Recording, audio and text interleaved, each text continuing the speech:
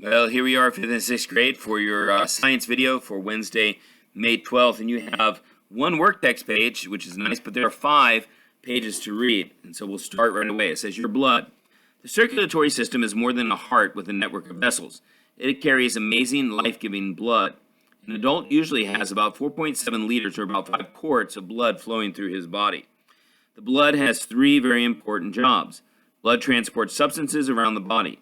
As the blood circulates, it helps keep the body's temperature at about 37 degrees Celsius, or 98.6 degrees Fahrenheit.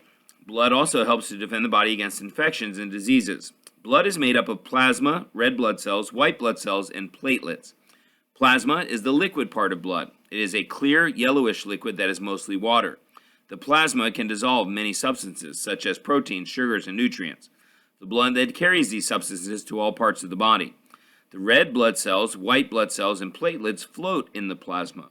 One tiny drop of blood contains at least 5 million red blood cells, 8,000 white blood cells, and 250,000 platelets. Sounds like a lot, doesn't it? Science in the Bible at the bottom there. Long before people understood the importance of blood, the Bible said the life of the flesh is in the blood. In the Old Testament, atonement for sins could occur only when blood was shed. These sacrifices were a sign of a sacrifice to come. They pointed to the great sacrifice that Jesus Christ made for the sins of all people. Hebrews 9:22 says that without shedding of blood is no remission. Only when Christ shed his precious blood could mankind's sins be forgiven. Red blood cells on page 295. Red blood cells are tiny blood cells that carry oxygen to all parts of the body. Each red blood cell is concave on both sides. This shape helps them squeeze through small capillaries without bursting. Each red blood cell is like a bus traveling on a route through the body. At the different stops, the red blood cell bus lets oxygen out and picks up some carbon dioxide. When the bus travels through the lungs, it lets out the carbon dioxide and picks up oxygen. Red blood cells are made in the bone marrow in the center of bones. About 100 million of them are produced every minute. If the body does not produce enough red blood cells, a person might become anemic. People who are anemic are often tired and may feel dizzy at times. These symptoms are caused by a lack of oxygen throughout the body. With fewer red blood cells, not as much oxygen can be carried by the blood. Each red blood cell lives about 120 days. As red blood cells get older, they lose their shape and become fragile. They shrink in size and are carried to the spleen or the liver. There they are destroyed. Most parts of old red blood cells are recycled by the body and used to make new cells. So science and math here. Inside each red blood cell is a protein called hemoglobin. Oxygen from the lungs attaches itself to the hemoglobin molecule. In this way, oxygen is carried to each part of the body. Together, the hemoglobin and oxygen give blood its bright red color. Each red blood cell has about 250 million hemoglobin molecules.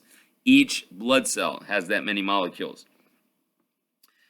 Each of these molecules can carry 4 molecules of oxygen. So each red blood cell carries about 1 billion oxygen molecules. Okay, you talk about needing to have a designer to do something like that. It's just an amazing thing to think about. All right, on the next page there, it says white blood cells. White blood cells help the body fight diseases and infections.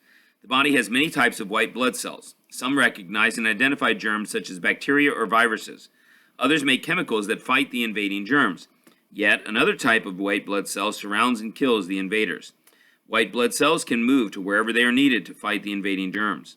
Your body has fewer white blood cells than it has red blood cells. However, your body can make more white blood cells when they are needed. For example, when you're sick, your body makes more white blood cells to fight the infection or disease. A person whose body does not produce many white blood cells gets sick easily. His body cannot protect him from invading germs. Platelets.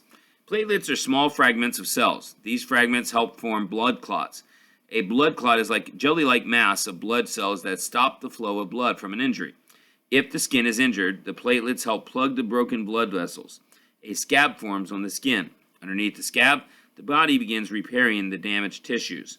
The scab makes a barrier to keep out germs until the skin grows back.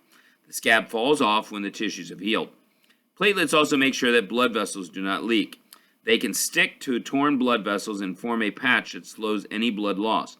A platelet is less than half the size of a red blood cell.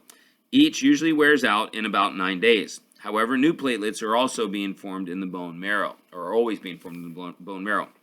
Blood types. For many years, people tried to transfer blood from a healthy person to a sick or injured person. Sometimes this transfer of blood, called a blood transfusion, helped the patient. Many times, however, the patient's condition got worse, sometimes ending in death. It was not until 1901 that Karl Landsteiner, an Austrian physician, discovered why blood transfusions did not always work. He found that blood is not all the same. Instead, there are different types. Today, we know there are 4 main types of blood. We also know that some types cannot be successfully mixed with another type. A person who gives blood is a blood donor, and a person who receives a blood transfusion is a blood receiver. The main blood types are A, B, AB, and O. These names identify the special proteins found in the red blood cells.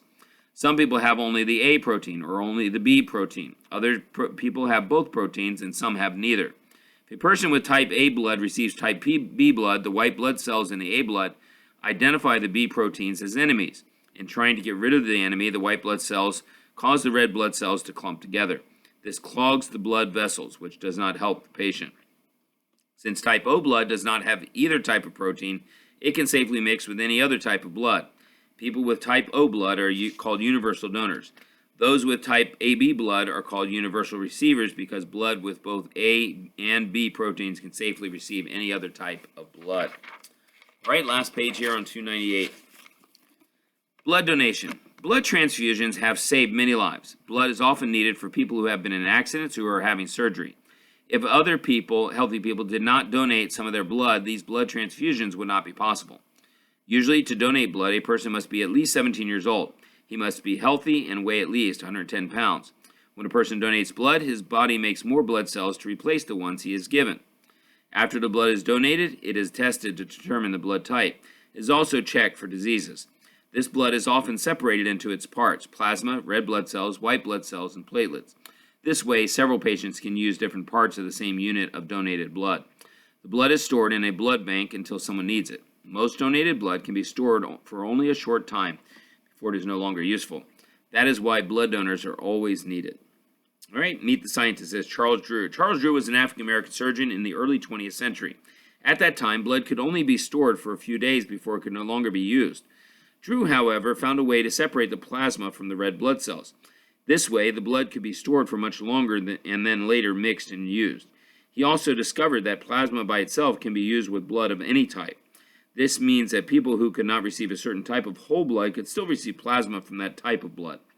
During World War II, Drew helped establish blood banks to store blood. He also found ways to preserve plasma so that it could be shipped over great distances. Many wounded soldiers were saved because of Drew's discoveries. He also created bloodmobiles. These refrigerated trucks could safely carry donated blood to where it was needed. Bloodmobiles are still used today by organizations such as the Red Cross. We'll go ahead and make Charles Drew the secret word. I hope you have a good day. We'll see you tomorrow. Bye.